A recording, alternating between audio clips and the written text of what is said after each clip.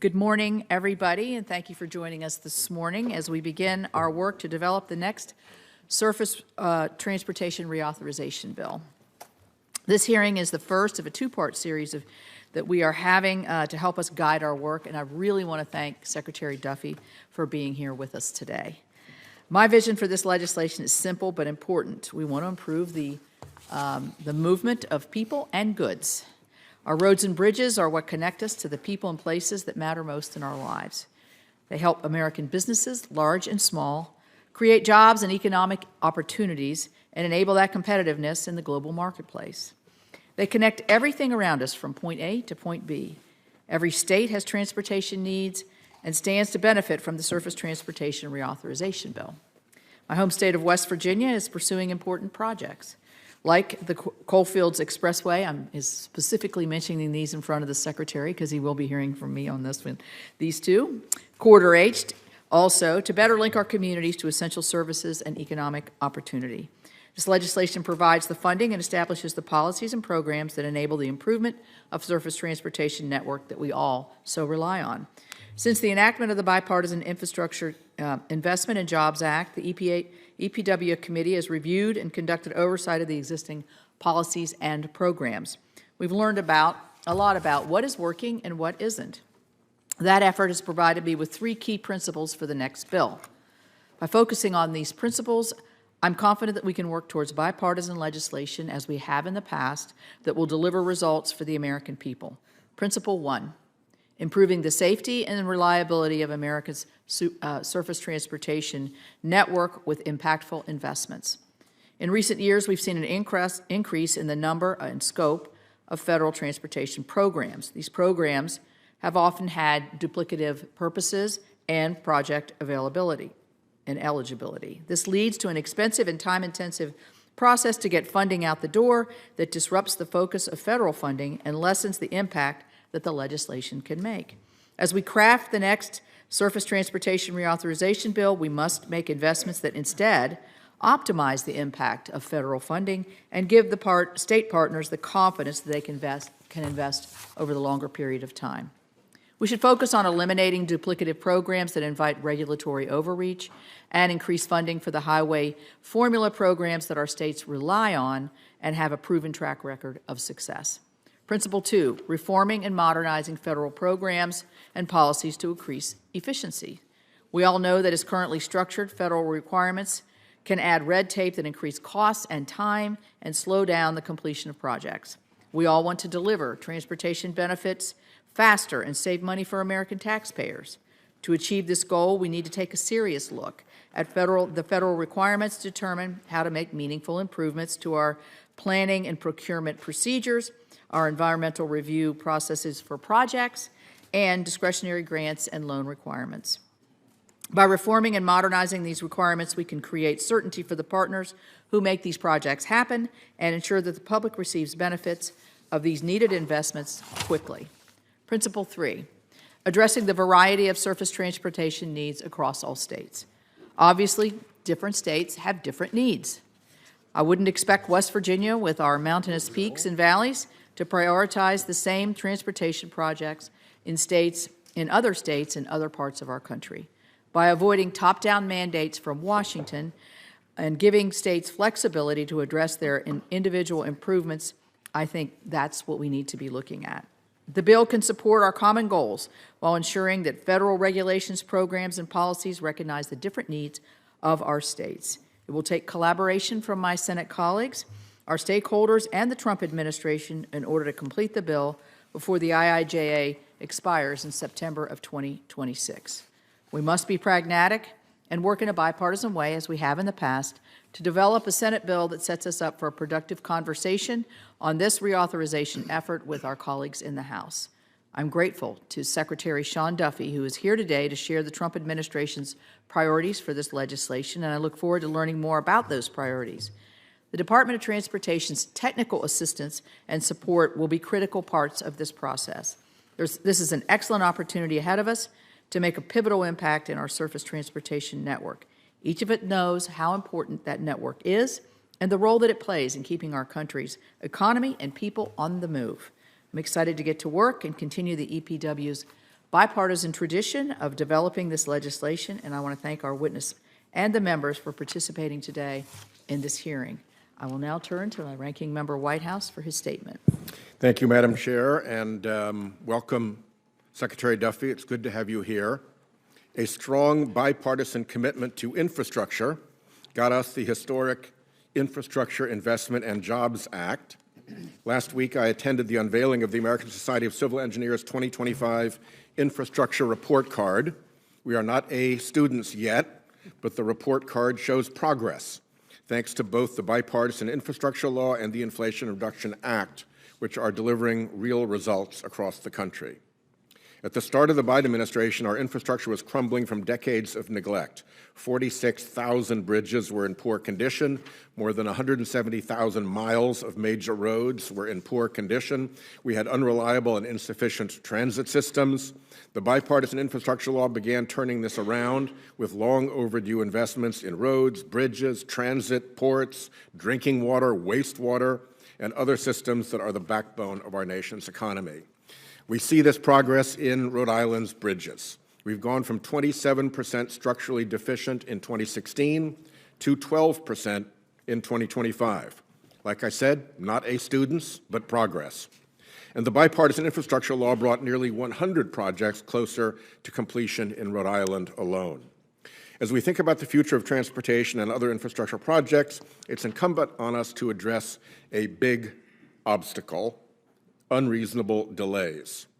China builds high-speed rail, airports, and ports at warp speed while we tread water. Even France, long lampooned for embodying bureaucracy, builds subway and rail projects faster and at less cost than we do. Delays take many forms. There's permitting, and I'm thrilled to work with Chairman Capito on permitting reform. There's bureaucracy, and as I've mentioned many times before, we have to manage this interagency process monster better. To be clear, I and many of my colleagues rode the Biden administration hard about delays of infrastructure and other projects. This is actually very often a legislative versus executive separation of powers issue in which the executive branch hides behind interagency process, all sorts of delay, irresponsibility, non-accountability, and bad execution. We should take our oversight responsibility seriously no matter who is in the White House. The most recent spate of delays affecting infrastructure projects is the Trump freeze of infra, mega, bridge investment, and protect funding. Thousands of projects are backed up so they can be screened for DEI or other mega heresies by rattled and shrunken agencies. I want to start by thanking Chair Capito and her staff for helping unstick previously awarded funding for Rhode Island's essential Washington Bridge. Madam Chair, thank you. Secretary Duffy, I also want to thank you for your team's work delivering the funding for a number of discretionary grants in the past week, including those Washington Bridge funds. It's a crucial project, as you know, not just for Rhode Island, but for the region. It's where you turn to head out towards the Cape. It's a key hub. I hope that we can rapidly deliver previously awarded funding for the array of I-95 bridges that need the work and for the Mount Hope Bridge, which I want to show because setting aside how important it is as a piece of transit infrastructure, it's also gorgeous. I mean, it's one of the most beautiful bridges in the country. It's 100 years old. We can extend its life. We need to get this done. As I said in our call, Secretary, and as the chair knows, I'm eager to work on bipartisan permitting reform, and the scoping conversation with our colleagues at the Energy Committee has already begun. I'm eager to do a robust bipartisan water resources bill and a robust bipartisan highway reauthorization. These three bills could be big, and they could be transformational, but I can't do any of that while the Trump administration blockades authorized and appropriated funds for approved projects, particularly if it blockades selectively. And I can't do that if the Trump administration violates its duty to see that bipartisan laws we pass are executed faithfully, not with favoritism. So, Mr. Secretary, the door is open in this committee. to big bipartisan things for our infrastructure, and I encourage you to walk through that open door. If I may just revert to one other topic for a moment. I addressed last week the mischief and the nonsense that has surrounded the Green Infrastructure Fund. And we've seen Senator Sullivan's a former Attorney General. I'm a former Attorney General. I'm a former U.S. Attorney. When you're firing career staff who disagree with you, when you're proceeding with only political signatures without any career staff who will sign, when you're getting shot down in one court and told there's no evidence for what you're saying in another court, and you're still sending FBI agents around to harass employees, and particularly when you're making derogatory accusations of fraud and criminality, which Administrator Zeldin has done, first, it's a violation of DOJ process. Second, as a matter of law, it's defamatory per se, and it appears from the rejection by the career staff, the rejection by the magistrate judge, and the finding of no evidence by the federal judge that this was a knowingly defamatory set of statements made by the EPA administrator and that acting U.S. attorney. We're going to continue to drill down into that piece of misconduct, and I will simply ask for the moment that the article today, EPA hunt for shady deals and gold bars comes up empty, be made a matter of record for this, Without objection. hearing. Thank you very much for that. Thank you. All right. So this morning we are really honored to be joined by U.S. Transportation Secretary Sean Duffy. Secretary Duffy was approved to be Secretary of Transportation with 77 affirmative votes by the Senate and was sworn into his office on January 28th of this year. Prior to his service in the cabinet, as many of us who served in the House know, he was not just a successful district attorney, but he was a member of the House of Representatives with several of us, where I had the actual privilege of serving with him on the Financial Services Committee. So, Mr. Secretary, thank you again for being here. You're recognized for your opening statement. Thank you, Chairman Capito, Ranking Member Whitehouse, members of the committee. I appreciate you all inviting me to the committee today. And maybe if I could just first talk about the bipartisanship of this committee. Per Senator Whitehouse's comments, I think that Senator Capito has talked probably more about your projects than her own projects in West Virginia, as evidence that you all work together in a bipartisan fashion, and I appreciate that because I think infrastructure is bipartisan. Shelley, I'm going to call you after this hearing. But I do think it's one of the unique spaces in our government where we all work together, because our roads and bridges, our airplanes, our airports, the safety of our cars is a bipartisan American issue, not a red or blue issue. But my aim over the course of this hearing is to provide you a sense of the administration's priorities as we work together on surface transportation reauthorization and embark on what I hope will be the golden age of transportation. I took office just over 2 months ago, and in my first full day on the job, we experienced a sobering reminder of why the department's top priority is and must always be safety.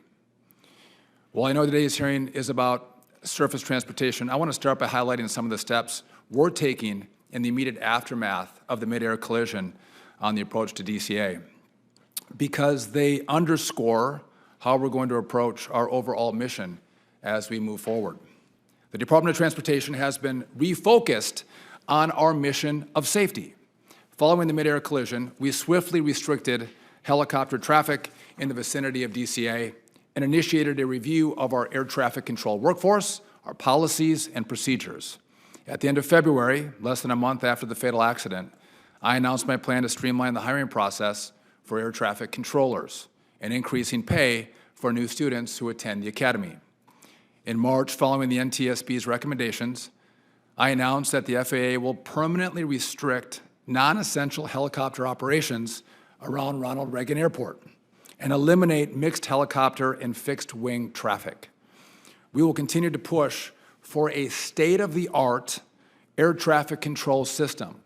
I think America deserves it, America needs it, and it's going to be a process that's going to take all of us working together. And I look forward to sharing with you what I've seen with regard to our antiquated system. And I think when we have those conversations, I think the Congress, Senate, and House together, Republican and Democrat, are going to work with us because our air traffic control system, it's using World War II era technology. Equipment like floppy disks are commonplace in our towers. With your help, we can propel America's aviation system into the modern era. We will do this by embracing the most advanced 21st century technology that makes our system safer, more affordable, and more efficient for all Americans. So whether taking road, rail, sea, or air, cutting unnecessary red tape, as you've mentioned, Senator Capito, and building big, beautiful infrastructure that Americans are paying for with their hard-earned dollars, that's a top priority. Let's do it efficiently. Let's cut the red tape. We can still protect the environment, but let's move these projects faster. Lawmakers on all sides of the aisle can agree that infrastructure projects are taking way too long to complete. But the recent reconstruction of Interstate 40, the critical Appalachian artery between North Carolina and Tennessee that was washed away by Hurricane Helene, demonstrates what's possible when everyone is working together. To expedite rebuilding, we found creative ways to source materials closer to the job site, saving taxpayers both time and money. It is this kind of innovation and problem solving that moves projects faster and more efficiently. There is so much more that we can all do together. I look forward to working with the Congress on surface transportation reauthorization through the process. I appreciate you, Senator, starting these hearings early as we're just beginning the conversation. I think in Congress sometimes we start late, but to go through regular order I think would be a real benefit for the American people. We need to make sure our transportation infrastructure is built with speed, ingenuity, and durability so that Americans can reap returns on their investments, not just for this generation, but for generations to come. I want to thank you all for having me, and I look forward to taking all of your questions. I yield back. Thank you, Mr. Secretary. Appreciate that. Yeah, you're still yielding back. Yeah, that's good. I do appreciate the beginning statements on the air traffic control system, and I know that you guys have diligently been working on that, but safety is safety, whether you're driving or whether you're flying, whether you're on a train, as you made that very, very clear. I would like to ask you about bridges. Senator Whitehouse mentioned that we still have a ways to go before our bridge infrastructure is where it needs to be for the future. In my state, obviously, we have a lot of rivers and mountains. We got a ton of bridges. And we need your partnership to make sure that we're going to have the ability to fix, and we are on the process right now of some major projects, fixing some of our bridges or maintaining them. What can you say about bridges in terms of what you've seen since you've been there on improving our nation's bridges, and what more would we need to do to address the issues with bridge safety and bridge maintenance? Well, not far from where I grew up in Wisconsin, the I-35 or 35W, I believe it was, bridge in Minnesota collapsed. Bridge I've gone over many times. The Francis Scott Key Bridge that collapsed. We see that people lose their lives when our bridges aren't safe. And so I know it's a top priority for this committee and for the department as well. We'll make sure that the grants that have been awarded, we're expeditiously moving through those grants and making sure we have funding for that which was awarded. But beyond that, I think we have to take a look at the list of priorities, and the oldest and maybe most dangerous bridges have to be funded first, and those projects have to get underway. Thank you. For the past couple of years, I voted for the IIJA, and I'm glad that I did, but I have raised concerns about the implementation in the IIJA's competitive grant programs and the time it takes, and we're going to see this as a repeating theme, I think, at the time that it takes to get that funding out the door. Can you please commit to a timely execution of project grant agreements? We know that there are numerous projects that are still been promised and are not through the pipeline yet.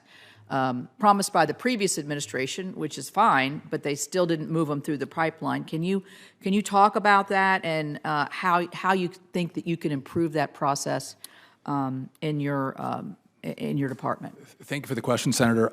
A lot of you, many of you have called me and said, where's my project? Where's the money? Can you speed this up? And I'll be happy to talk to Senator Whitehouse about questions that are going to come from him on did we slow, did we pause, did we stop? There are 3,200 announced projects at the department that don't have signed grant agreements. 3,200.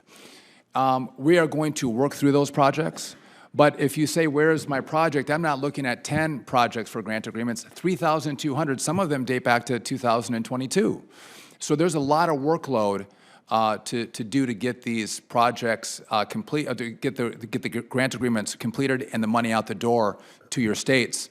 I would just note that, Senator, historically, there was 47 to 107 projects announced between Election Day and Inauguration Day. This last administration announced around 950 projects in that time frame, almost 1,000% increase. And so everybody wants their projects, and I'm going to do my best to get those projects out the door, but it is a historic number that was announced. And it's easy, to blow the kazoo and, send up the balloons when you announce a project. The hard work is actually doing the grant agreement. And I'm committed in a bipartisan effort to make sure we get those grant agreements signed and out the door, and especially as we come into the spring building season, that's a top priority for us. So, and by the way, the first project that we actually got through and done was Senator Whitehouse's, so he asked about bipartisanship. I am committed. Infrastructure is not partisan. We all use roads and bridges in blue and red states, and I'm committed to making sure we have a nonpartisan view as we move money. I'm interested in the 3,200 projects that basically landed on your desk the day you got sworn in that were not completed. Could you just flesh out a little bit why they might not be? It might be that they're environmental review, their financing. Can you just kind of line out a little of those? That's a good point. So some of them are the NEPA work had not been done yet. That's true. There's others that would expand capacity.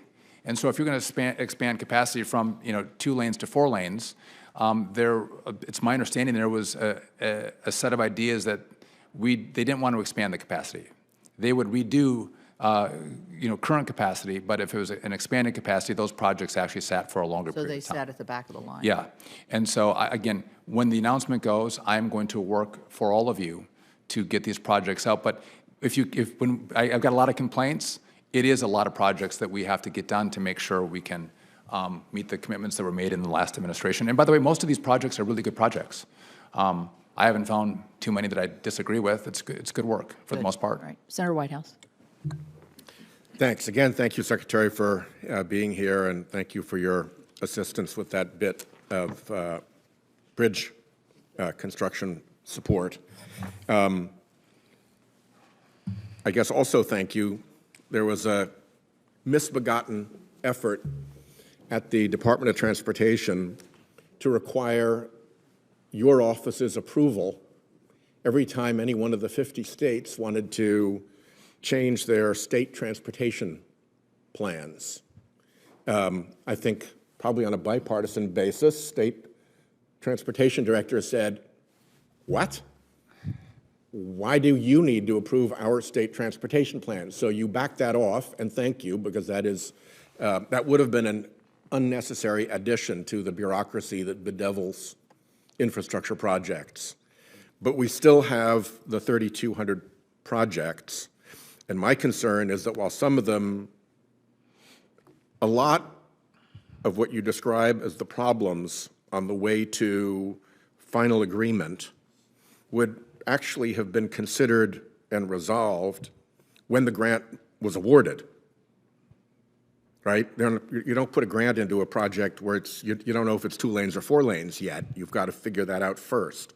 So it strikes me that one of the reasons for the 3,200 case backlog that you've got is that you're trying to plow through these executive orders, many of which I believe are both illegal and nonsense, to examine each one of them to see if there are any MAGA hobgoblins and heresies in them, like strip out the word climate or strip out the word equity, that kind of stuff, which when you're fixing a bridge, if the word equity popped up, that's not all that interesting to me. Getting the bridge fixed is what's interesting to me. If the word climate popped up, that's not all that interesting to me. Getting the bridge fixed is what is interesting to me. And by the way, we just got a significant grant for the Newport Bridge, which is the key artery from the mainland to Aquidneck Island. A lot of traffic over it. The problem was that the cabling was rusting because there is a higher level of humidity.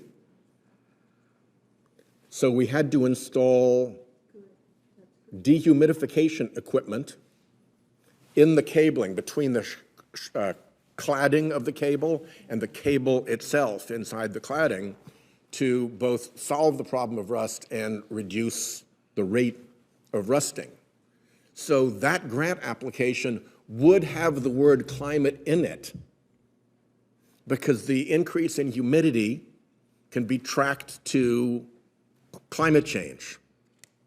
So if you want to stop a project like that to scrub out the word climate, you're wasting an enormous amount of time. There actually is a climate-related reason for it. If you're dealing with coastal highways, we have roads all around Rhode Island, and I'm sure many of my coastal colleagues, and I wouldn't be surprised that West Virginia, because of river and rainstorm flooding, you have roads that need repair on a more rapid basis than ordinary. And so if the applicant asking for those funds had said, oh yeah, and this is going to continue to be a problem because of climate change, to have to go back and undo that seems like massively unnecessary bureaucracy.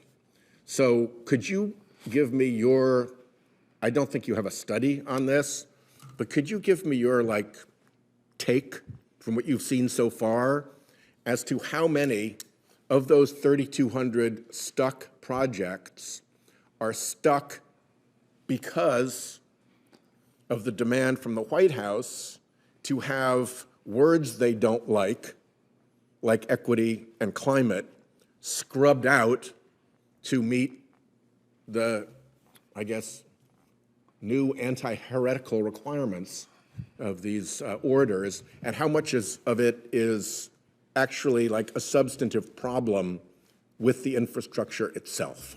So I appreciate the question, Senator. And again, these projects, many of them date back 3.5 years. And so to think that we can move through in 2 months 3,200 announced projects is it's impossible for us to do that so quickly. The problem is not that we're going through these grant NOFOs, right? Looking for the green and the social justice.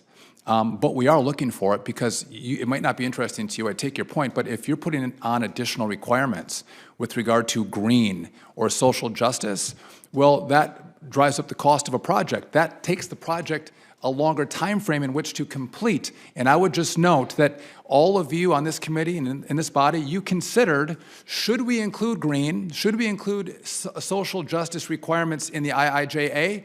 You debated it, and you didn't put it in there.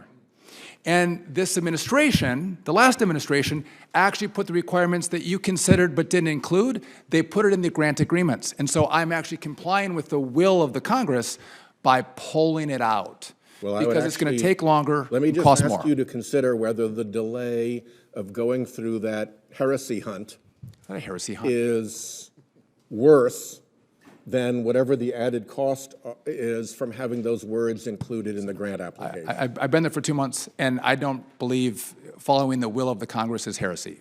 I think when I don't follow the will of Congress, I'm sure I will hear from you. So I have due respect for you, Senator, and for this body, and I'm following your will by pulling out the green and the social justice, which is not just language. It doesn't say green, green, green, green, green, social justice, social justice. There's requirements in these proposals that I'm pulling out. My time is up, so to be continued. Thank you very much for being here. We will continue this conversation, but I'm taking my colleagues' time right now. And I appreciate your invitation to come to Rhode Island. I can't wait to go. I was there over the summer, and it was beautiful. You're going to love it. Senator Kramer. Well, first of all, I want to make sure that the minute and a half you went over really isn't my time. But, and I think it was a worthwhile minute and a half. Senator. You know, I wasn't going to get into any of this, but I can't resist asking, is humidity along the coast new to climate change, or was there humidity before that had to be considered? I think is a relevant question in the moment. Listen, I'm not a climate scientist, but I have to imagine it existed for some time. I think so, but I do marvel though at how green this steel 100-year-old steel bridge is. I've seen a lot of rusty ones, and that one is beautiful. The other thing I have to say, I think all of us on this side of the dais that worked through the current bill and worked closely with your predecessor, Secretary Buttigieg, like him a lot. I mean, I like him a lot. But I will tell you, he liked announcements a lot. He was very good at announcements. There were lots and lots of announcements. He showed up at a lot of the announcements, and we're grateful for all that. But your point that the announcement is not the grant, I think is an important one to continue to remind us of. Those of us who hate bureaucracy also recognize there is some legitimacy to going through the grant application and having signatures. And so I appreciate you raising that point. Senator, the grant agreement announcing that you got a project is fun. It It's is. a great process. You all celebrate and governors eat cake really and love ice them. cream and you cut ribbon. Yeah, But truly the hard work is Yeah. getting the grant agreement signed and the money out the door. That is the hard work. And again, so when I say there's 3,200, it's going to take us some time to work through that. But again, I want to can I make one? I know you all want the projects done. I want the projects done. What's great is the president loves infrastructure. He wants big, beautiful roads and bridges. So it's not just you putting pressure on me. It's the president who's going to say, why don't you get more money out the door? Get these projects done. And so it's everyone around agrees on infrastructure. Well, and since we're on that point, Mr. Secretary, and welcome, and it is great to see you. And I was looking down the first several of us served with you in the House, I noticed, and not even, some of them, they're not even here yet. So welcome and congratulations. But along those same lines, remember, one of the things we did put in the current bill is the one federal decision, codifying the one federal decision rule of the first Trump administration. And yet I haven't seen a great application of that for the last 4 years in the permitting of a lot of these projects either. I don't know if you have a comment on that, but It's a good point, and we have to we do have to streamline the process even further with one federal decision, taking the full meaning of the legislation and the language. In the remaining half of this discussion, at least at this moment, I would point to the emphasis that Chairman Capito put on the formula funding and the history of formula funding. I often like to refer to the fact that you cannot reserve, 300 miles in the middle of the North American continent for gravel along Interstate 94, or Durham from North Dakota would never become pasta in New York. And I think it's while and by the way, and I strongly support the chairman's emphasis on applying that formula to even more grant programs and discretionary grant programs to the degree that we can do that. I mean, I know the political realities of it as well, but I would just be interested in you coming from the middle of America in a pretty rural district. If you could just elaborate maybe a little bit on that commitment to formula funding in the next bill as well, helping people understand formula funding recognizes that the miles of road are just about as important as how many people are in any particular mile of that road. And I think it's a good point. Many of us come North Dakota, West Virginia, Wisconsin. Senator Lummis knows rural as well. Better than any of us. But it's a really important point. And again, making sure our urban centers are important, right? Making sure people move there, but we can't focus on urban centers and forget rural America. And making sure that again, a lot of products come from the places where we live. And they might move from roads to trains to ships, but making sure that there's a complete view of infrastructure is incredibly important. And I would share the view of this committee. I think that we have to have a holistic view of how we build out infrastructure. Well, and great point. Some of us have our favorite types of transportation as well, but my durum, just so people know, 90% of the durum wheat grown in the United States is grown in North Dakota. And that's what becomes semolina flour, which becomes pasta. And so literally, but it doesn't all go on an interstate either. Some of it, a little bit goes by rail, a little bit gets on a boat every now and then. Anyway, I thank you for your understanding of it. Just know that'll be a point of emphasis for a lot of us. Thank you. Appreciate that, Senator. Thank you. Senator Husted. Thank you very much. I wanted to just talk about the concept of time is money in this process. I come from Ohio and have, only been in the Senate for 10 weeks, and I've viewed the federal government from afar, and things seem to take so much longer. I will give you an example. This is not directly related to the Department of Transportation, but broadband. Passed a bill in Congress 2021 about rural broadband. Still, nothing has been built. We passed a law in the state of Ohio to do rural broadband with state money. We built it in 2 years. All by basically saying, this is what we want. You bid on it, you deliver it, you do it in a time frame. And in preparation for this conversation this morning, I was looking, how long does it take to get a new exit on a highway? Well, 5 to 15 years, but if you look at it, it's usually towards 15 years. How long does it take to build a new bridge? 7 to 20 years typically is more closer to 20 than it is 7. What is it that you're doing to institutionalize, to look at how we can deliver this faster, and how can we help you? So first off, Senator, thank you for the question, and welcome to the Senate. Congratulations. Thank you. Congratulations. There you go. So far, with these delightful colleagues, it's been wonderful. Listen, you make an incredibly important point. And I think Senator Whitehouse made the point that in China, other places in the world, they build their infrastructure so much faster. And we have decades of laws and rules and regulations that make it really complicated to build. And so what we've done right now at the department is there's requirements that are put on funding that is sent in the bill that we have to actually do.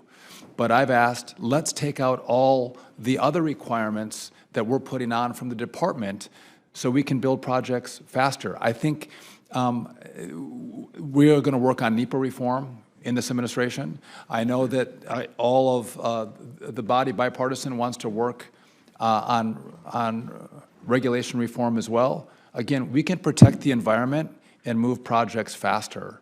We're not doing it smartly. And so I think it's going to be a whole of government. We all, I think, are recognizing what sounded like a good idea at the beginning has now becoming a weight around our neck as we try to build infrastructure. And so I would look forward to working with you on what we're going to do at the department, what you all can do in the Senate. And if we do that, again, instead of taking 10, 20 years, we could take 3 to 5 years to build out these projects. So I'm going to ask you about being intentional about it. Is there anybody's job inside the department to figure out how we're going to go faster? So what's important for the department is to streamline the process for the states, right? To take off as much of the weight as possible so they can build faster and spend more time turning dirt and less time doing paperwork. And so we are at the department doing that part. But there's some requirements that the Congress has put on us that we include in these agreements that states have to comply with. But offering more flexibility to states who have, I think, a more vested interest in moving these projects faster, I think is a key part of this as well. And I think Texas has been a great example of, delegating authority to Texas and seeing them move more quickly on projects. Well, we have the rules and regulations in place to protect people, to protect the environment, to make the process more accountable.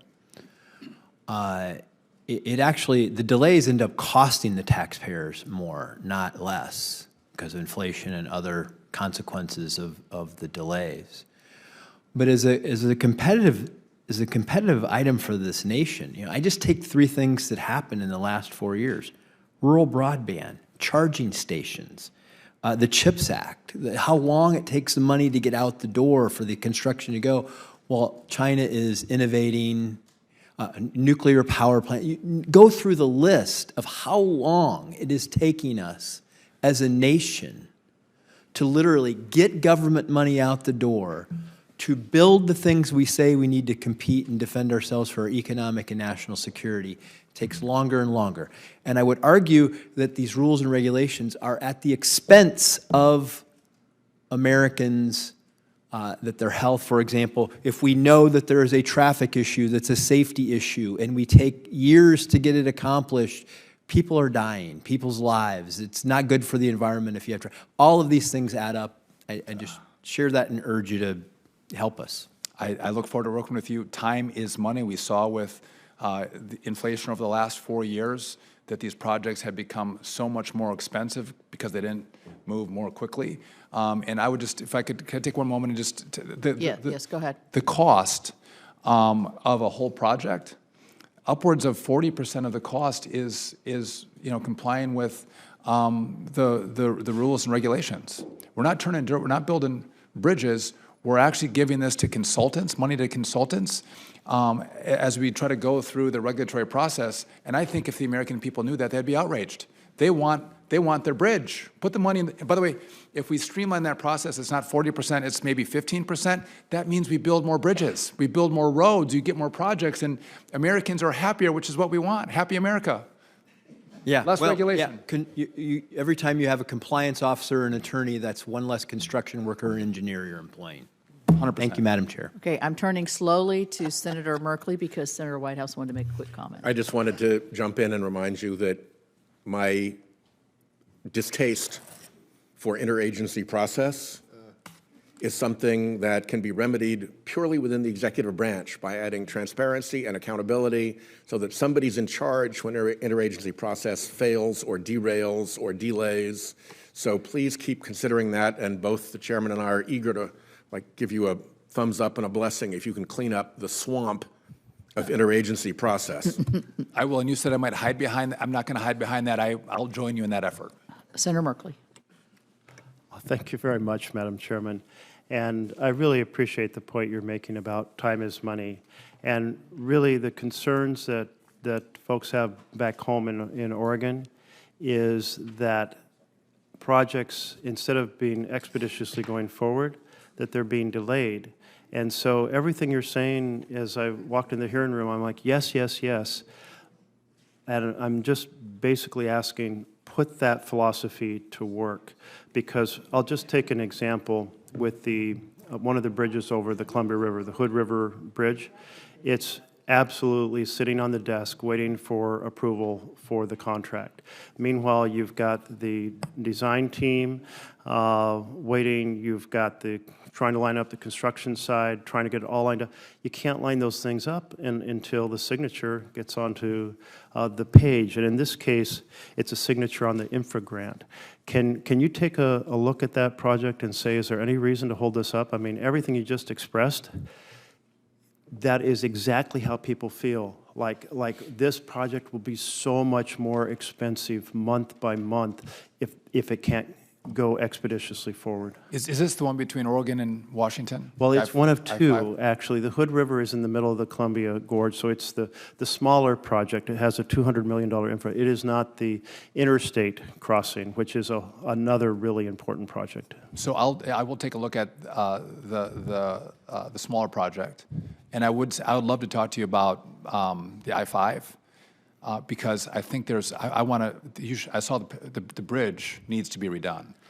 There's some simple things we could do to move that thing more quickly and get through the regulatory hurdles with the Coast Guard and others. And I'd love to have a conversation about that. But again, I think that would be a top priority for us to move that project. As you travel the country, you can remind people that the only kind of drawbridge left in the interstate system across the country is over the Columbia River. And if America can't figure out how to put a bridge that lets ship traffic go under it across the Columbia, then who are we really?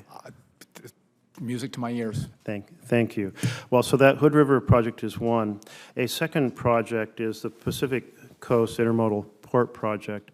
And this is where there's a deep water port on the Oregon coast that is perfect to establish more ability to move freight. And we have many things going on in the freight world, but we really saw before how overloaded the Tacoma and the ports in California, Southern, but this is right in the middle of all that. Has a railroad line that serves it, connects into the railroads going all across the country and the railroads going up the Columbia Gorge. And so it's a perfect place to add port capacity. And they too are hoping to see the philosophy you've been expressing applied so they can go forward with the design work for that port. Is this the Coos Bay? This is Coos Bay, yes. Yes, I've had internal conversations with the administration. It's on my radar, and I'll continue to look at it and work with others in the administration about this project and how it could move forward in a very productive way. I think it's an important area and an important project. You know, I've often heard folks talking about how when there's a project with national significance, it really needs to go to the top of the pile. This is one with not just regional, but national significance. To be able to get our products out fast and cheaply out of the U.S., to be able to get products in fast and cheaply.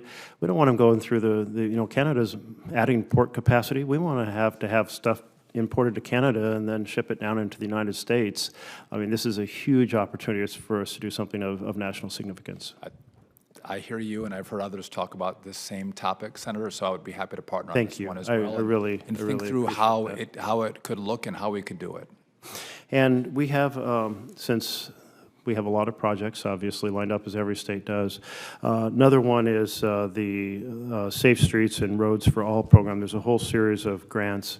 These are largely related to bicycle and pedestrian infrastructure and helping students get to school safely.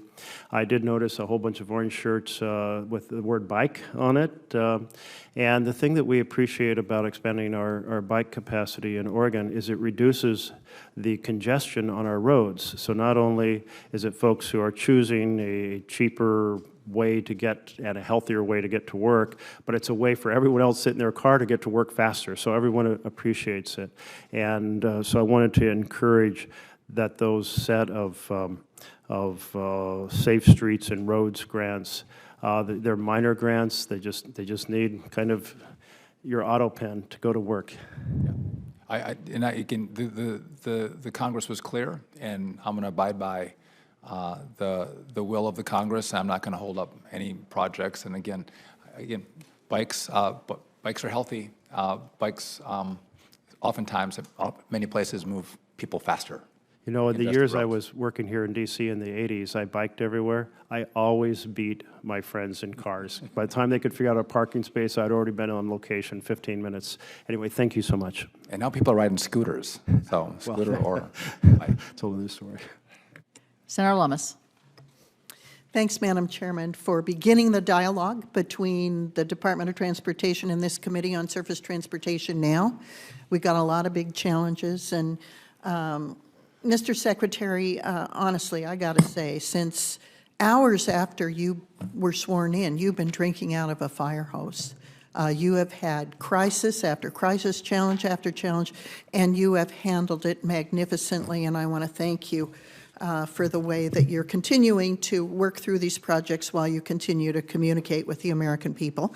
I want to thank you specifically for looking at the Rock Springs, Wyoming Airport grants. Like everyone else, we're all hopeful that some of these grants that were signed, sealed, and not quite delivered are moving forward. So bless you for that. Couple subjects with regard to surface transportation. EV mandates just really don't work for Wyoming because of our climate, because of our cold weather. Electric vehicles just don't go as far as they can elsewhere. And because of that, there aren't very many. When there are electric vehicles, they're just not contributing to maintaining our roads and bridges because you have to be using a liquid fuel that pays a gas or diesel tax in order to maintain our roads. So we're all going to have to work together to find out a way that electric vehicles can help contribute to the maintenance of our nation's roads and bridges. But I have one little sliver of it that I want to talk to you about. The EV mandates and the NEVI charger program and its related discretionary program budgeted $7.5 billion with really disappointing results, and it's leading to the suspension in February that occurred so it could be evaluated. So I want to look at that program and ask you to look at it with me. Because the NEVI program just buckled under piles of regulation and rigid technical requirements, private capital was left on the sideline to address the EV charging issue. And so Wyoming and other states have millions of dollars sitting idle in accounts for chargers that they just can't build. And that's money that's not creating this joyful, happy America where we have great highways and great bridges. So I introduced this bill called the Highway Funding Flexibility Act that would authorize states to redirect unused EV charger funds to roads and bridges. And then highway safety priorities like truck parking and wildlife crossings could also be eligible. It would empower states like Wyoming to devote money to real highway needs with potentially billions nationwide for addressing infrastructure priorities. So I'd like your help exploring this and maybe other ways to make sure that money that has been appropriated could be put to use on big durable projects that connect our country, some of the projects that my colleagues have raised. So how do you recommend we go about having a dialogue about things like that? So first, Senator, I live in a place in Wisconsin that's cold and rural as well, and the EVs do not work that well in my part of the country also. But just in regard to the NEVI program, just to be clear, the guidance, I think, from the last administration wasn't working. I believe there's been, over 3 years, 66 chargers built with the $5 billion out of the $7.5 billion that was directed toward the EV chargers, and again, very burdensome regulation. And so we're redoing the guidance. Listen, you can have a debate about whether we should have charging stations or not. You guys all passed a bill with charging stations, but I think if you pass a bill saying we should build out American infrastructure with charging stations, we should build charging stations. We shouldn't pay people to not have charging stations. We have 66 of them. And so I look at the guidance, I'm going to make the guidance work. Whether I agree with it or not, you told me to do it, and so let's do it well. But there's still money there, and that's a role for the Congress to say, hey, do we want to take this money and use it for something else? That'll be your all's decision as you go forward this next year. But I'm going to do what you've directed, and 66 is a shameful number. Yeah. And again, it goes back to the senator from Ohio's point. There's way too many rules and regulations. Yeah. And then people can't comply, and then you don't get the build. So I would be happy to work with you, though, on kind of what we're thinking, and happy to work with you on what you're thinking. But I do also believe that EVs should pay part of the cost of roads and bridges that they use. And how you do that is a question that we'll have to grapple with. Thanks, Mr. Chairman. If we get a second round, I'll ask you about truck parking. There again, there's a Department of Labor rule that says you can only drive a certain number of hours and then you absolutely have to stop. And there's no place for them to park. And so that's an issue for another round. Thank you so much, Mr. Secretary. Thank you, Senator. It's a safety issue. We have to address it. Yeah. Thank you. Senator Padilla? Thank you, Madam Chair. Secretary Duffy, thank you for being here, and appreciated our productive, constructive dialogue by phone yesterday on some of the California transportation priorities that we've been discussing for a while. And I appreciate, Madam Chair, the opportunity to shed light on the bipartisan infrastructure law. It has meant more than $54 billion of investment in a number of projects throughout the state of California that not only help keep up with our transit needs, help keep modern and efficient some of the nation's busiest ports, and of course our extensive highway system. We're doing so to meet some deferred maintenance needs in some respects, but also making necessary improvements to accommodate both a growing population and a growing economy. So a lot of these projects have been a long time in coming, and we're finally glad to see the activity happening. But as we talked about yesterday, it's also critical that the administration supports some key events that are drivers of goods movement, people movement, and are a catalyst for modernization, specifically referring to the LA 28 Olympics to be hosted in Los Angeles, the most populous region in the country already.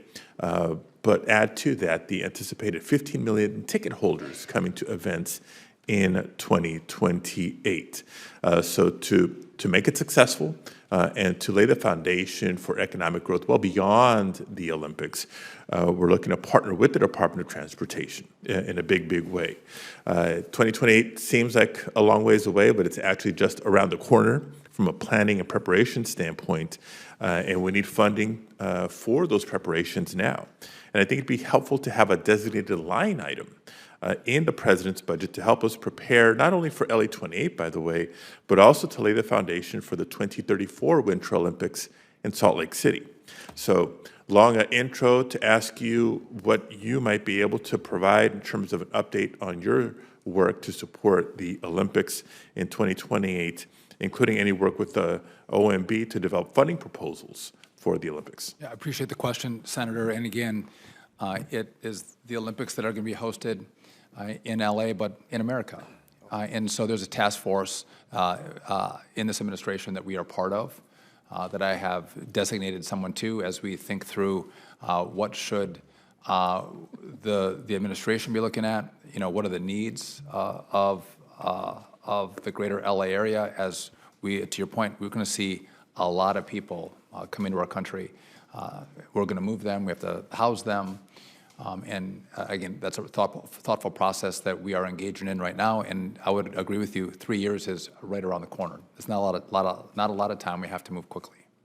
Move them, house them, and help maintain safe and secure events around the Olympics. Question on a different topic. The Infrastructure and Jobs Act provided $8 billion in advanced appropriations for the FTA's Capital Investment Grants Program.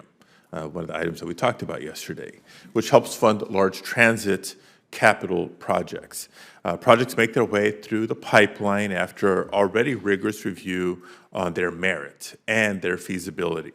And there's a number of critical projects in California making their way through the pipeline as we speak. But as you can imagine, there's some constituents, there's some transit agencies back home, some municipalities that are a little nervous about the reliability of that funding, given some of the changes and whiplash that we're experiencing here in Washington. As your team executes the program, can you assure us that the review process and just the awarding of funds going forward will continue to simply be based on merit?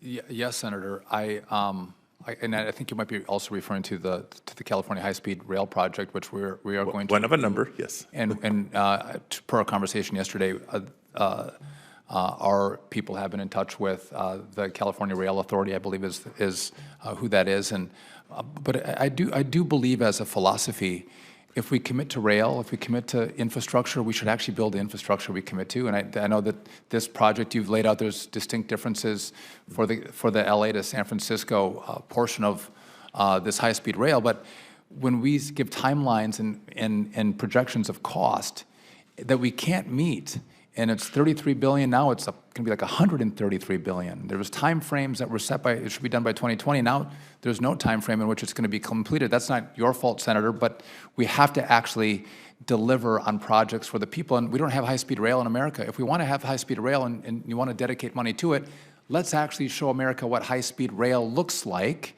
because we built it. We didn't just spend money on a project, we built a project. No, I respect that, Mr. Secretary, but to be clear, that's one of a number of projects I was making reference to. There's transit projects, including rail lines in and around San Diego, second largest city in California, still another one of the largest cities in America, in and around Los Angeles. Yeah. Second largest city in America, but the anchor for the most populous county in America, around the San Francisco Bay Area. So areas of significant economic contribution to the nation and our federal coffers that can continue to grow with the proper infrastructure investment. So wanted to keep those moving along. Look, Yes. my time is up. I may submit some questions for the record, but appreciate your attention and partnership.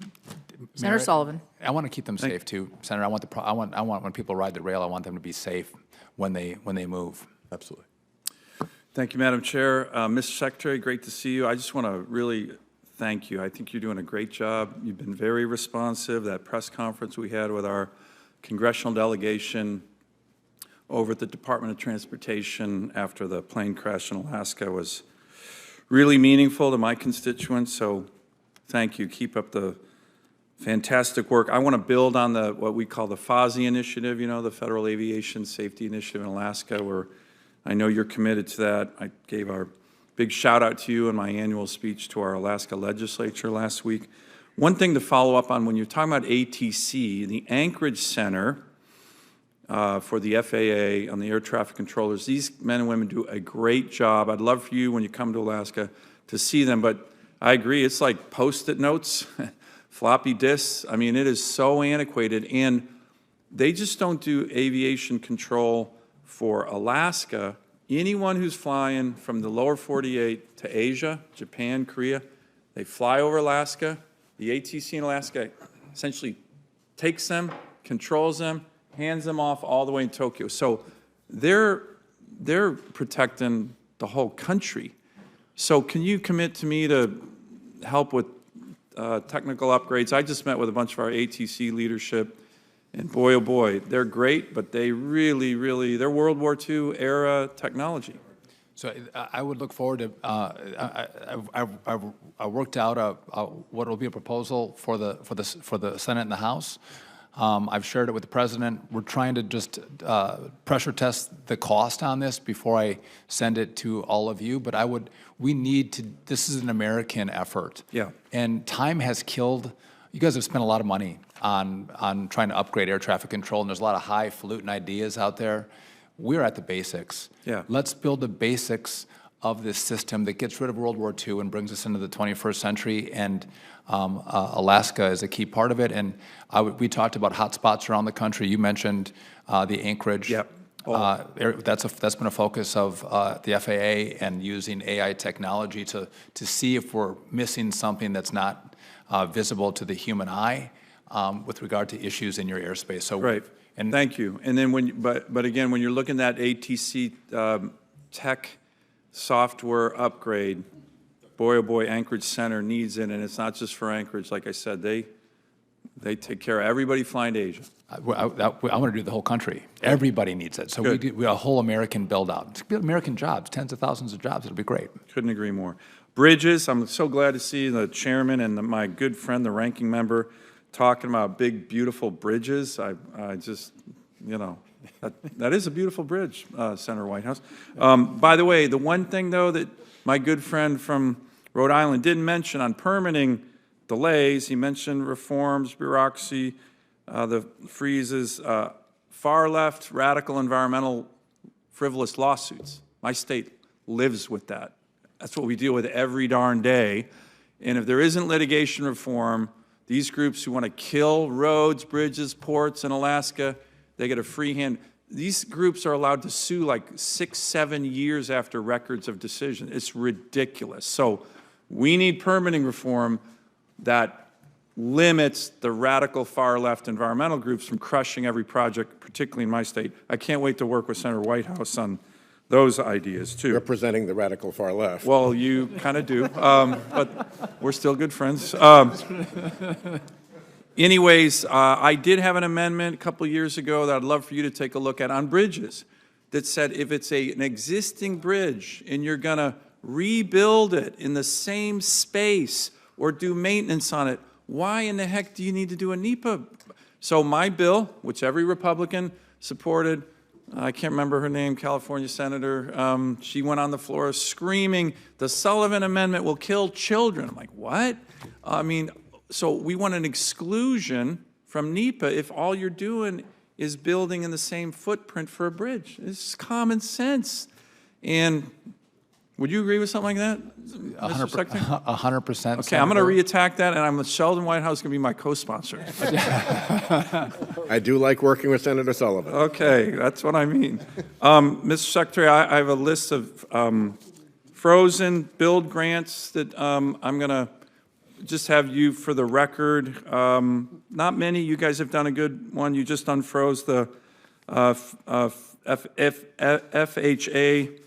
FHWA one in Whittier, Alaska. But if you and I can work on that. And then finally, we'll submit that for the record. Two final quick questions. We are trying to do a lot. You just sent me a letter. I really appreciate that yesterday on the building out of the Port of Alaska, Port of Anchorage, we call it. We're getting federal dollars, MIRAD and others, so thank you.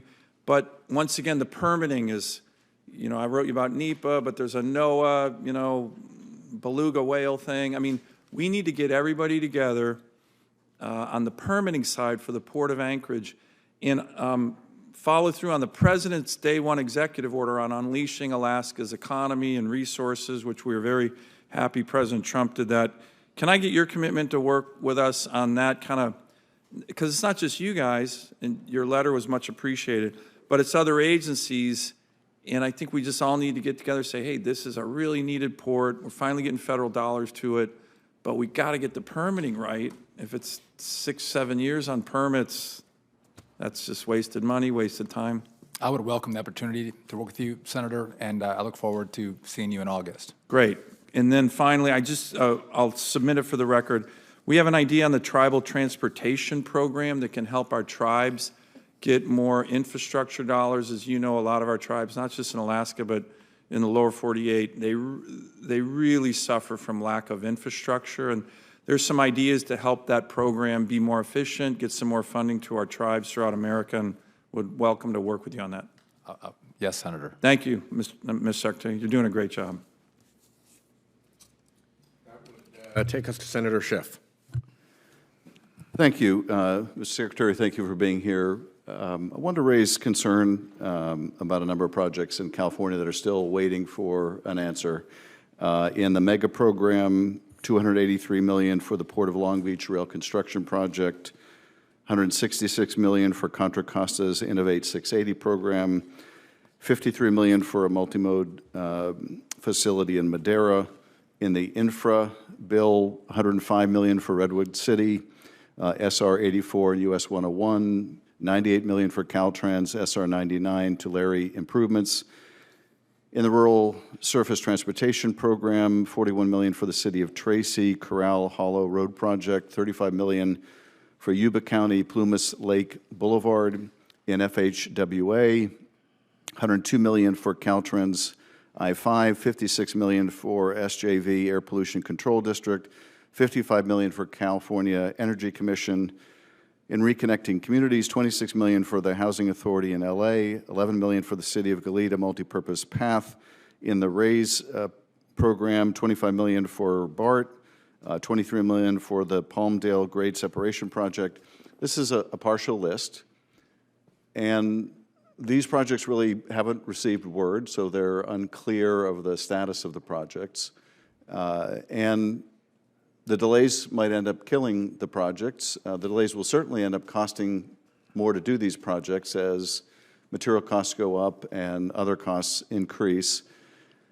And I'm raising the concern because we don't know whether these are changes in policy that are affecting grants that have already been approved, or whether this is a lack of personnel to administer the grants, and I'm further concerned with layoffs that might further delay getting this money out the door to do these vital infrastructure projects.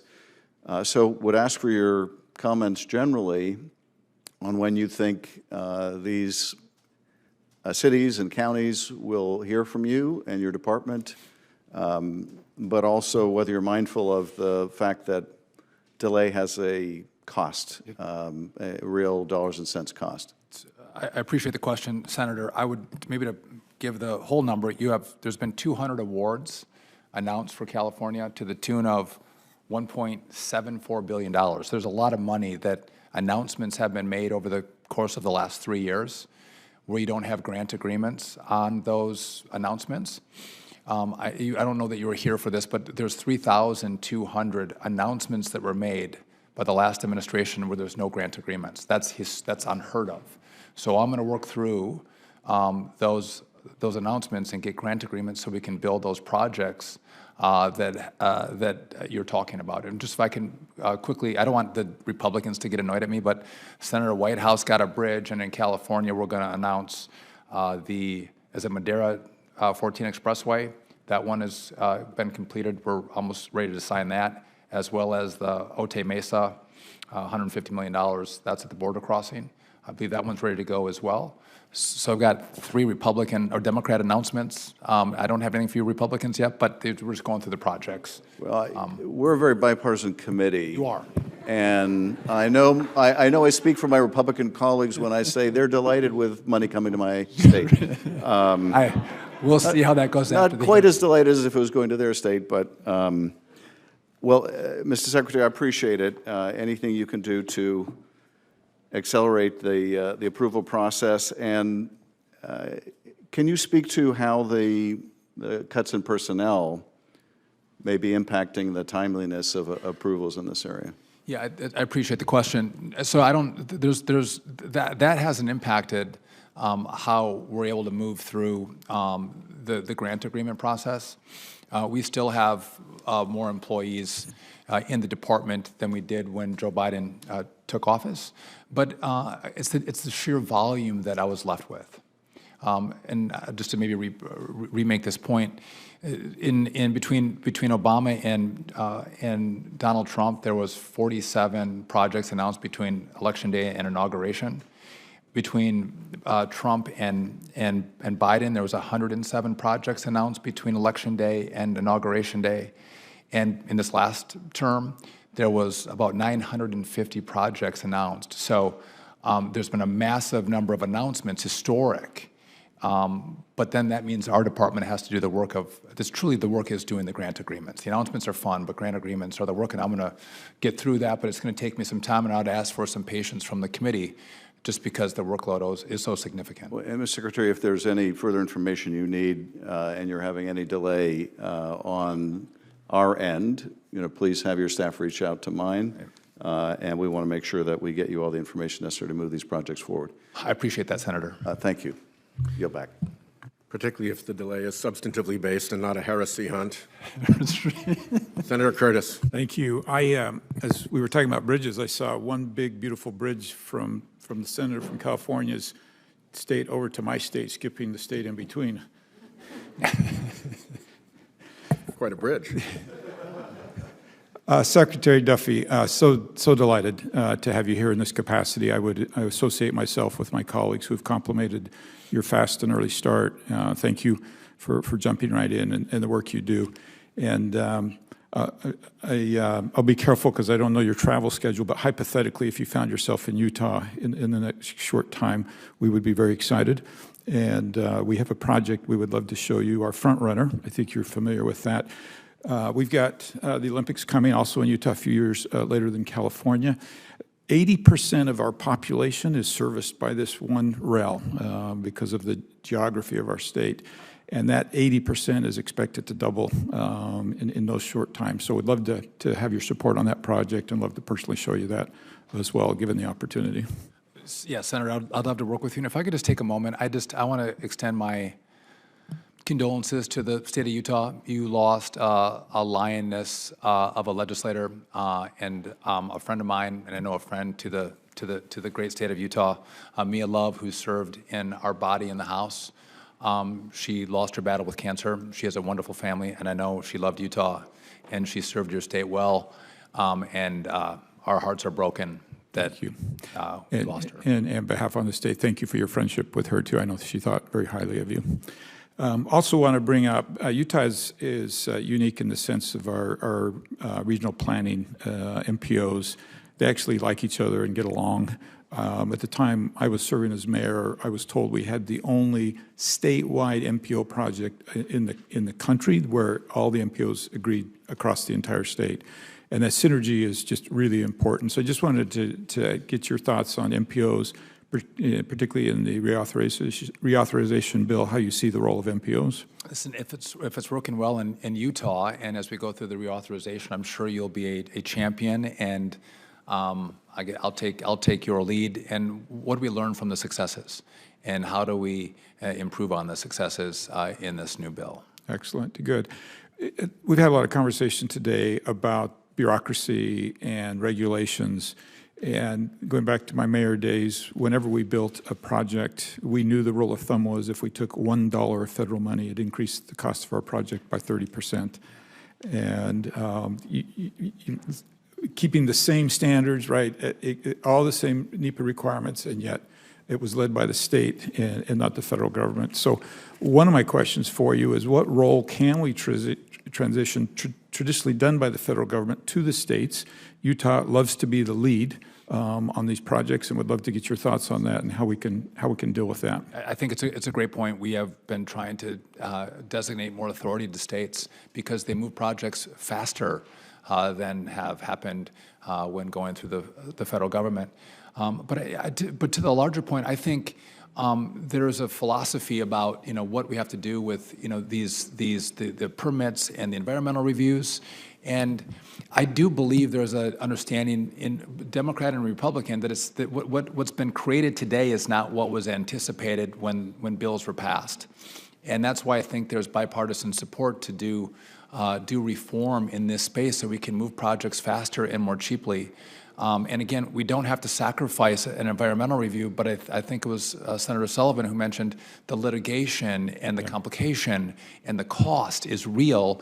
And I'll do my part. I know the administration wants to do their part, but the Congress has to do their part as well to streamline this process, and we can move. Given any opportunity, Utah would love to serve as the lead agency in environmental projects, and would love to talk to you about that and how that may help us streamline. I would love that. Good. Recreational Trails Program, I'm just going to read a stat here. Off-highway vehicles users like four-wheelers, ATVs, and off-road motorcycles contribute $281 million annually to the Highway Trust Fund and only receive $84 million back out of it. And would love to have that discussion with you too. That's a big deal in Utah, returning some of those back to the trails programs. I would welcome that discussion. And again, I know it's big in Utah, but northern Wisconsin, also big deal. A lot of people come to ride through our beautiful forests. Sounds like something I need to do. I'll get out. You get out to Utah, and I'll get out to Wisconsin. Thank you. I recommend July or August. Okay, thanks, Mr. Secretary. I yield my time. Senator Kelly. Thank you, Madam Chair, and thank you to Secretary Duffy for being here today. And it's great to have the opportunity to speak to you on the phone yesterday. I want to start by discussing the review of the competitive grant awards, as we discussed on the phone, and the guidance issued by the Department of Transportation on March 11th outlined the process of reviewing projects for grant awards that are not yet finalized. So this has caused significant disruption for a number of our projects in Arizona, including the replacement of the 22nd Street Bridge in Tucson. I was on the phone with the mayor of Tucson yesterday about this, Regina Romero. And this 22nd Street Bridge project replaces an outdated bridge for cars that are going over Union Pacific's main Southern Transcon rail line in Tucson. Needs to be replaced. There are cars, or there are certain size trucks and emergency vehicles that can't go over this bridge. Not allowed. There's also a project in Arizona called, it's the widening of US Highway 93, which is one of the deadliest roadways in Arizona and part of what we call the future Interstate 11 between Phoenix and Las Vegas. Phoenix and Las Vegas are perhaps the two closest cities in the country, major cities that are not connected by an interstate highway. There's also the replacement of 4 bridges on Interstate 40 in northern Arizona that were not built to current standards. And then a reconfiguration of a three-way interchange in the West Valley, that's outside of Phoenix, that also has an at-grade railway crossing and is one of the most congested intersections in the state. There's also a project that widens U.S. Highway 95 to address a decades-long problem of traffic and unsafe roadway conditions between the city of Yuma and the Army's Yuma Proving Grounds in southern Arizona. And then there's more than a dozen more. I could go on. I'm not going to do that. I've sent you and your staff a full list of these priority projects, and I'll note all of these projects were announced before Election Day, not after. None of them were selected for political reasons. They were selected because they're important to my state and they meet the purposes of these congressionally authorized grant programs. They repair bridges, they reduce congestion, they improve safety. And based on your testimony and our prior conversations, I'm pretty sure we agree those are the exact types of projects that should receive funding. And yet, for no fault of their own, these grant recipients in Arizona have had to wait several months now, not able to move forward on reviews or grant agreements and forced to delay their construction schedules. I just had a bunch of my constituents in the office today talking about and asking why have these things stopped?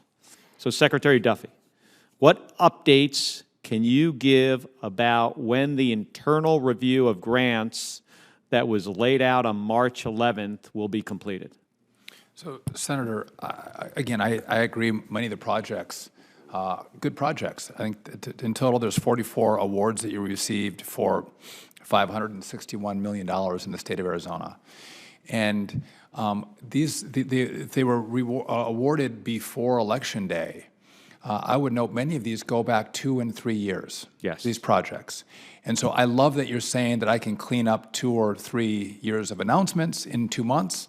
That's a little bit challenging, but I am committing to you, like I did on the phone, I'm going to work through these projects. Explain to me, what do you mean by clean up? What is required to clean them up?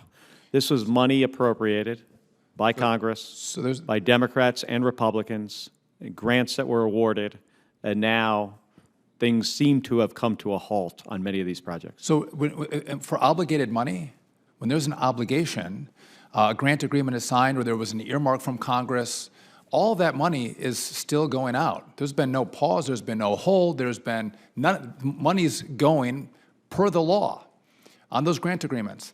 The unobligated money is the money where there's been an award, someone did a big announcement, hey, you get your project for the 22nd Street, Tucson Bridge or Road. Mm-hmm.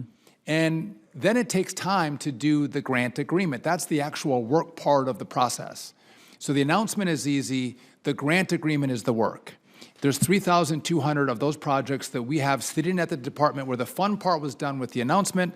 We have to do the work of doing the grant agreement with the states. And we're going to work through that quickly, as quickly as possible, but it is a historically large number. Mm-hmm. And so I take your point, but you alone have 44 projects that were announced that don't have grant agreements on them. And a lot of you all have these projects, and you're all, I think, rightfully annoyed that the money's not coming, but many of them are years old.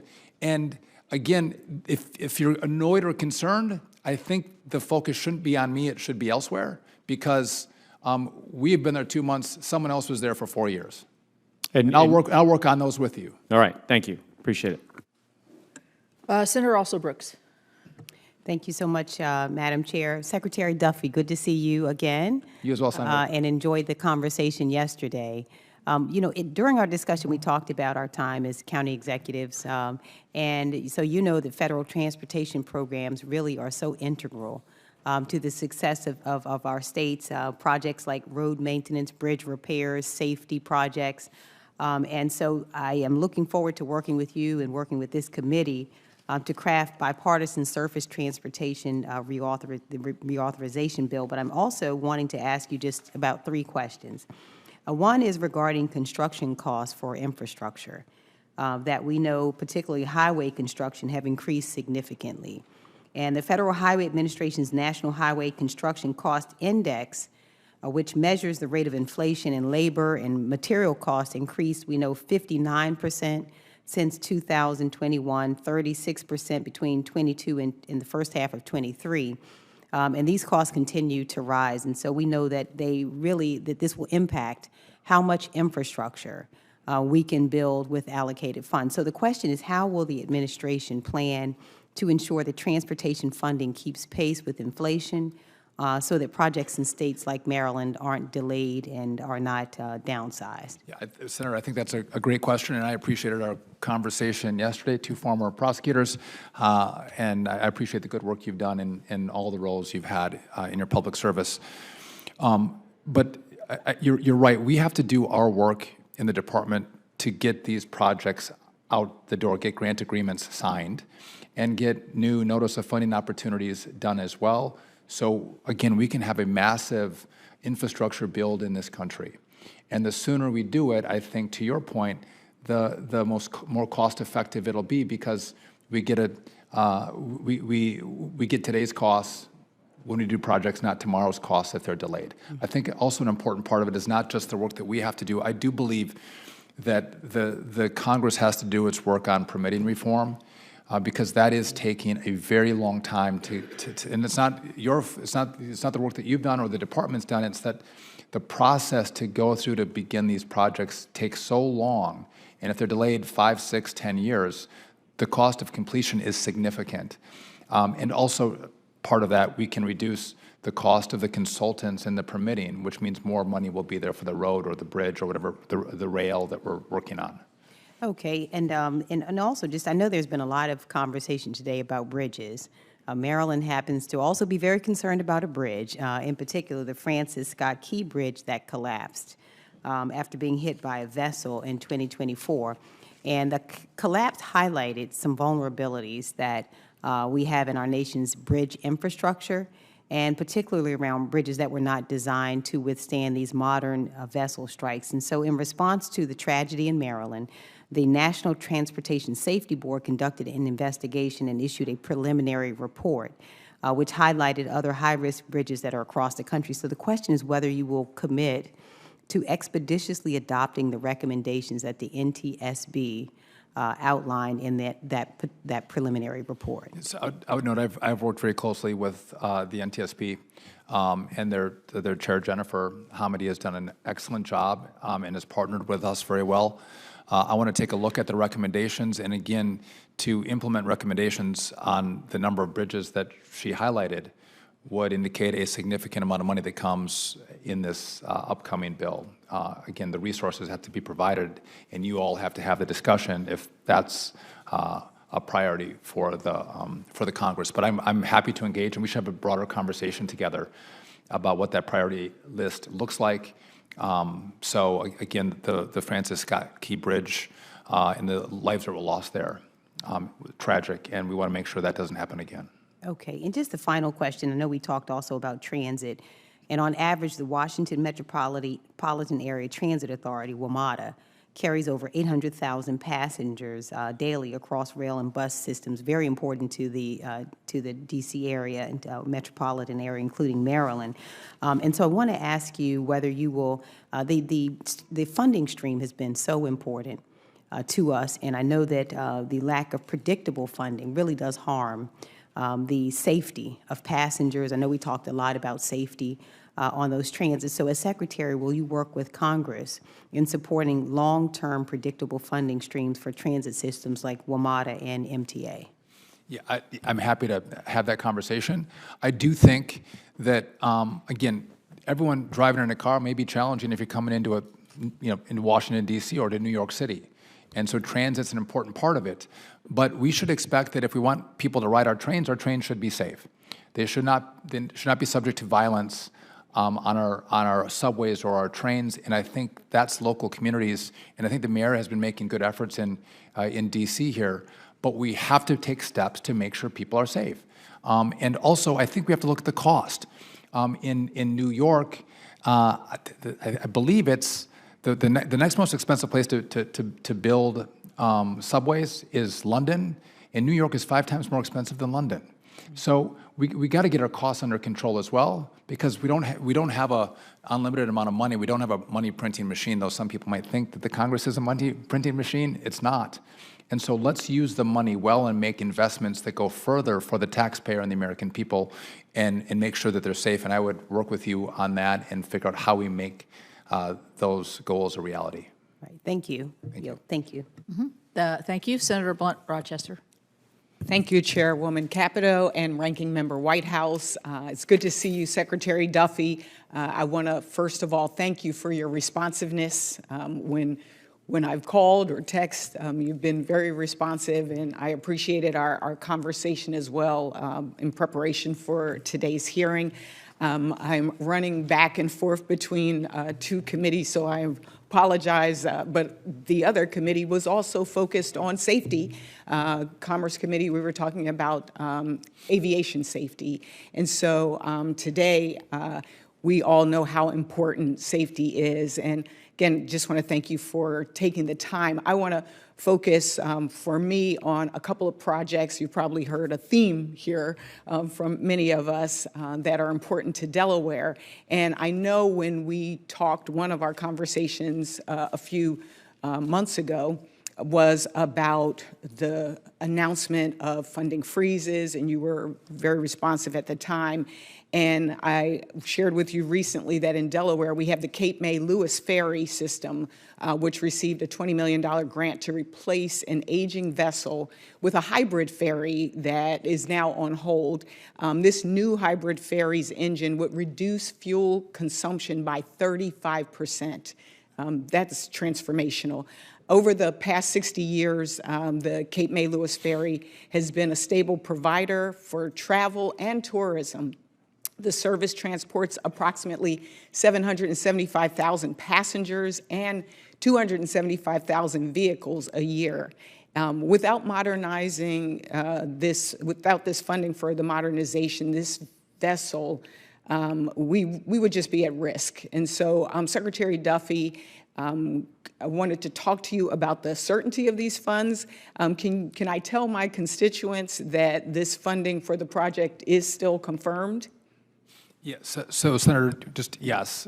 But when you say the money was, we froze money, we did not freeze any money at the department. There's obligated projects that money continued to go out on. These are, and by the way, I appreciate you've been very kind in our. No, that's what I mean. You were responsive to call me back and tell me the money isn't. Yeah. So these are announced projects that we need to do. We needed grant agreements on, and that's going to take some work. But I don't see any issue with the announcements, and that we should be able to do grant agreements. And I have to again prioritize for everybody has projects to the tune of 3,200 of them.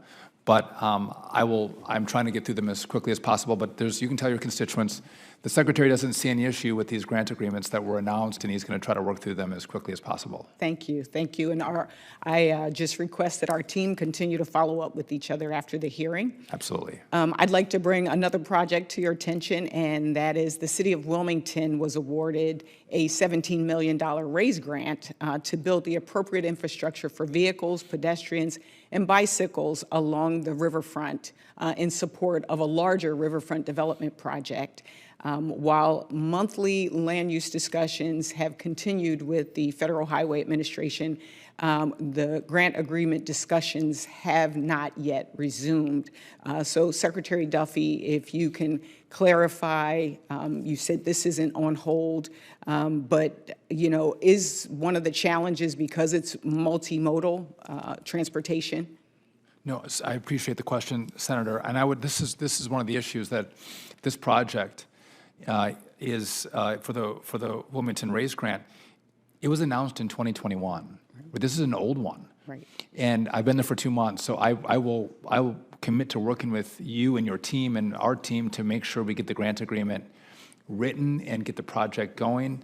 But the 2 months I've been there, I'm not the holdup. It's 3 years in the making to get us here. And I think it's fair to you to go, well, I don't care about the past 3 years. I care about what you're going to do for me today, and I'm going to work with you to deliver it for you in this administration. It's and interesting, you're actually talking on my behalf, which you think I might be thinking. I'm just saying, this is an important project to Delaware. Yes. I just want to confirm that it's part of a larger picture. It also includes flood mitigation and protection. And so just want to make sure that our teams can work together to make sure that the talks continue and that we get this implemented for Delaware. And you know, I see some folks in the audience who have the bikers, our bike rider shirts on, and I am also very much supportive of programs like the Safe Streets and Roads for All and the Neighborhood Access and Equity Program. These investments have helped, as I mentioned, safety. We think about the safety of cyclists as well as pedestrians. And so we hope that you will also focus on these grants and making sure that this money is not politicized. I know there was a memo that talked, an internal memo that talked about the different things that would be potentially, you know, on the chopping block.